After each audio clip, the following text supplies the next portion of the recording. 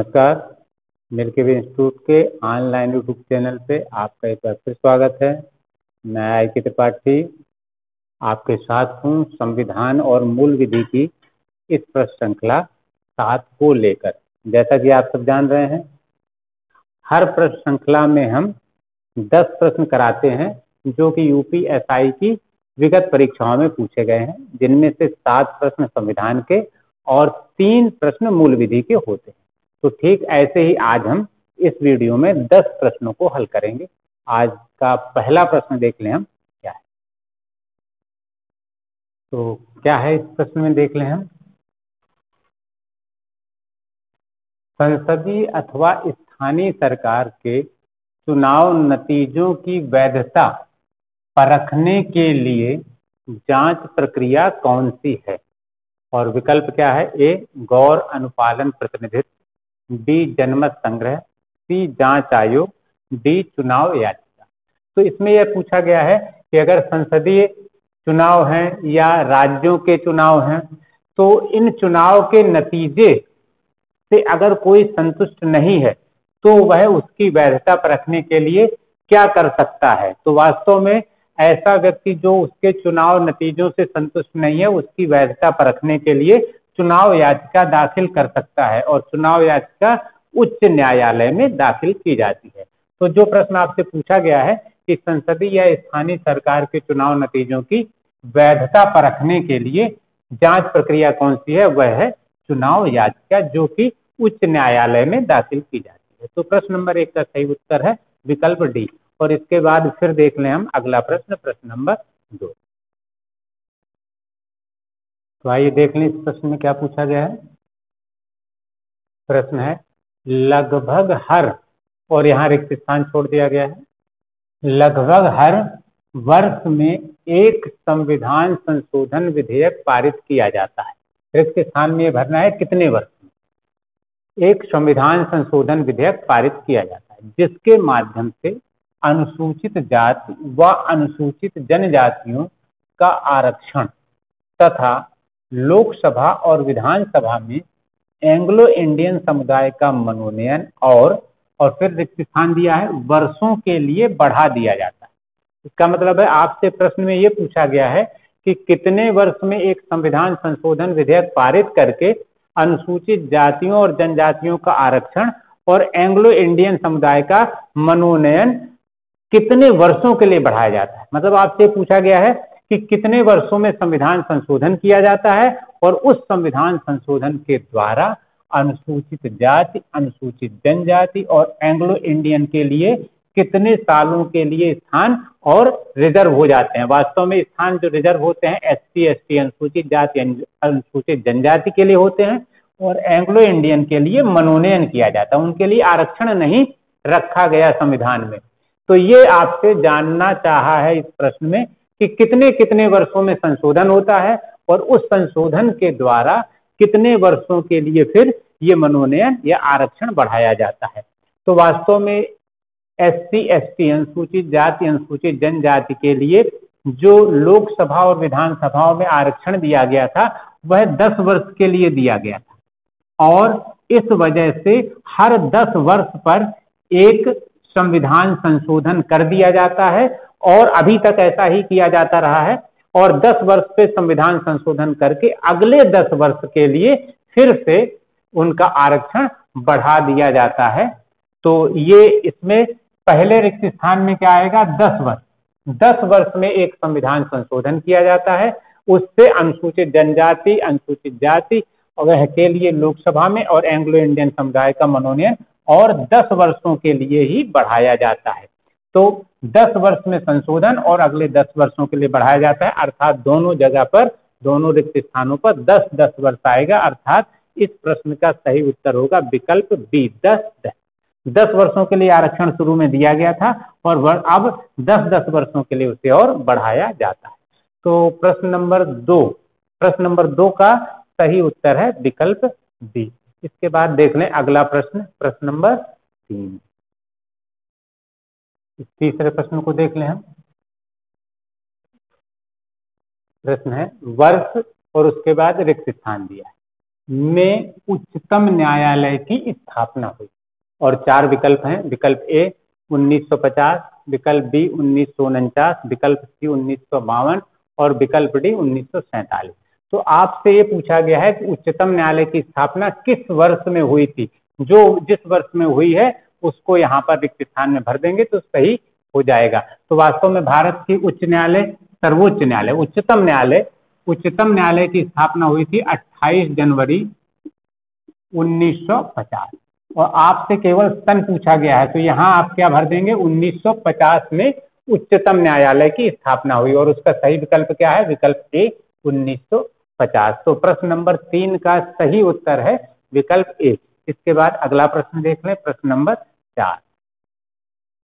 तो देख लें चौथे प्रश्न को भी, क्या पूछा गया है इसमें।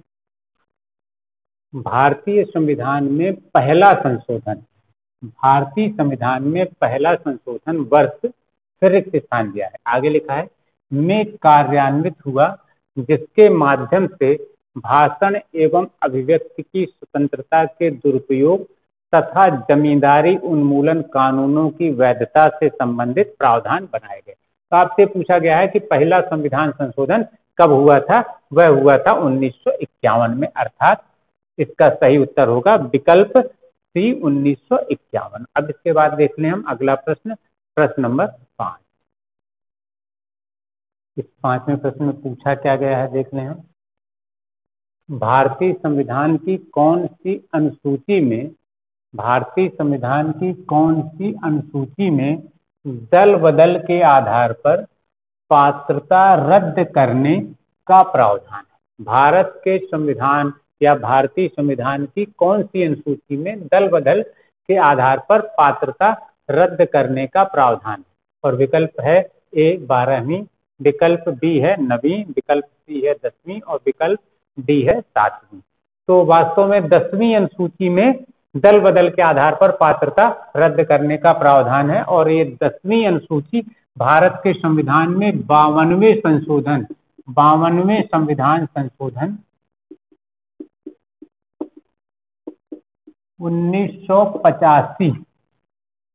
1985 के द्वारा यह जोड़ी गई थी। तो इसका सही उत्तर क्या होगा, 10वीं अनुसूची, विकल्प सी। अब इसके बाद हम देखते हैं अगला प्रश्न, प्रश्न नंबर 6। तो आइए देख लें इस प्रश्न में क्या पूछा गया है। प्रश्न है निम्नलिखित में से कौन सा विषय समवर्ती सूची के अंतर्गत आता है। और 4 विकल्प दिए हैं, ए भूमि और भवन पर कर, बी पथकर, सी वन्य पशु और पक्षियों की सुरक्षा और डी डाकघर बचत खाते। तो वास्तव में इन चारों में से समवर्ती सूची में आता है जो विकल्प सी में दिया गया है, वन्य पशु एवं पक्षियों की सुरक्षा, ये समवर्ती सूची में, समवर्ती सूची। और डाकघर एवं बचत खाते ये है संघ सूची, संघ सूची। और ये दोनों विकल्प ए और बी में जो दिया गया है ये दोनों हैं राज्य सूची में, राज्य सूची में। तो इस तरह से आपसे जो प्रश्न पूछा गया है वो है समवर्ती सूची में कौन विषय आता है, वह है विकल्प सी वन्य पशु एवं पक्षियों की सुरक्षा। तो प्रश्न नंबर 6 का सही उत्तर है विकल्प सी। और इसके बाद फिर अगला प्रश्न देखते हैं हम, प्रश्न नंबर 7। क्या पूछा गया है प्रश्न नंबर 7 में, राष्ट्रपति कितने साल में अर्थात कितने वर्षों में वित्त आयोग का गठन करते हैं। विकल्प ए है 6 साल, विकल्प बी 2 साल, विकल्प सी 3 साल और विकल्प डी 5 साल। राष्ट्रपति वित्त आयोग का गठन अनुच्छेद 280 में प्राप्त शक्ति के आधार पर करते हैं और यह हर 5 साल बाद करते हैं। आपसे यही प्रश्न पूछा गया है कितने साल में वित्त आयोग का गठन करते हैं, उसका सही उत्तर होगा विकल्प डी 5 साल। और इसके बाद में फिर अब अगला प्रश्न देखते हैं, प्रश्न नंबर 8। तो आइए देख लें 8वें प्रश्न को। और जैसा कि आप जानते हैं प्रश्न नंबर 8, 9 और 10 ये तीनों प्रश्न मूल विधि के होते हैं। तो इस तरह से प्रश्न नंबर 8 मूल विधि का प्रश्न। क्या पूछा गया है इसमें, यदि किसी नागरिक के सूचना अधिकार अधिनियम के तहत अपील और दूसरी अपील के उपाय समाप्त हो गए हों तो वह संविधान के अनुच्छेद, और यहाँ रिक्त स्थान है, के अधीन उच्चतम न्यायालय में जा सकता है। अर्थात आपसे पूछा गया है कि अगर किसी नागरिक के सूचना अधिकार अधिनियम के अंतर्गत अपील और फिर दूसरी अपील, एक बार उसने अपील की, दूसरी बार अपील की, उसके बाद भी उसे सूचना नहीं मिल रही है, तो फिर वह सर्वोच्च न्यायालय या उच्चतम न्यायालय में किस अनुच्छेद के अंतर्गत जा सकता है। और आपको विकल्प दिया गया है, ए अनुच्छेद 236, बी अनुच्छेद 224, सी अनुच्छेद 74 और डी अनुच्छेद 32। तो वास्तव में सूचना का अधिकार वास्तव में व्यक्ति का मूल अधिकार है। सूचना का अधिकार क्या है? मूल अधिकार। सूचना का अधिकार है, ये किसी व्यक्ति का मूल अधिकार है, और मूल अधिकार का हनन होने पर कोई भी व्यक्ति सीधे उच्चतम न्यायालय में जा सकता है। किस अनुच्छेद के अंतर्गत? अनुच्छेद 32 के अंतर्गत। अनुच्छेद 32 के अंतर्गत कोई व्यक्ति उच्चतम न्यायालय में जा सकता है जब उसके मूल अधिकारों का हनन होता है। तो अगर सूचना के अधिकार के अंतर्गत उसे सूचना नहीं मिल रही है और वह एक बार अपील करता है, दूसरी बार अपील करता है, उसके बाद भी सूचना नहीं मिल रही है, तो वह अनुच्छेद 32 के अंतर्गत उच्चतम न्यायालय में जा सकता है। अर्थात इस प्रश्न का सही उत्तर क्या होगा? अनुच्छेद 32, विकल्प डी। अब इसके बाद हम देखते हैं अगला प्रश्न, प्रश्न नंबर 9। तो आइए देख लें 9वें प्रश्न में क्या पूछा गया है।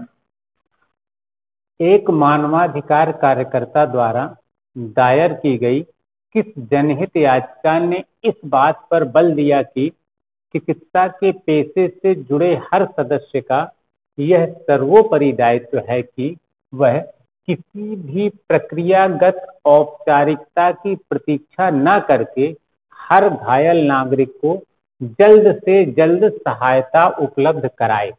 आपसे यह प्रश्न पूछा गया है कि किस जनहित याचिका में, किस जनहित याचिका ने इस बात पे बल दिया था कि किसी भी घायल व्यक्ति को जल्द से जल्द सहायता उपलब्ध कराई जाए। और 4 विकल्प हैं, इन विकल्पों में से आपको यह ढूंढना है कि ये जनहित याचिका कौन सी थी। ये विकल्प ए है, मध्य प्रदेश राज्य बनाम मदन लाल, बी परमानंद कटारा बनाम भारत संघ, सी समता बनाम आंध्र प्रदेश राज्य, और डी एसपी गुप्ता बनाम भारत संघ।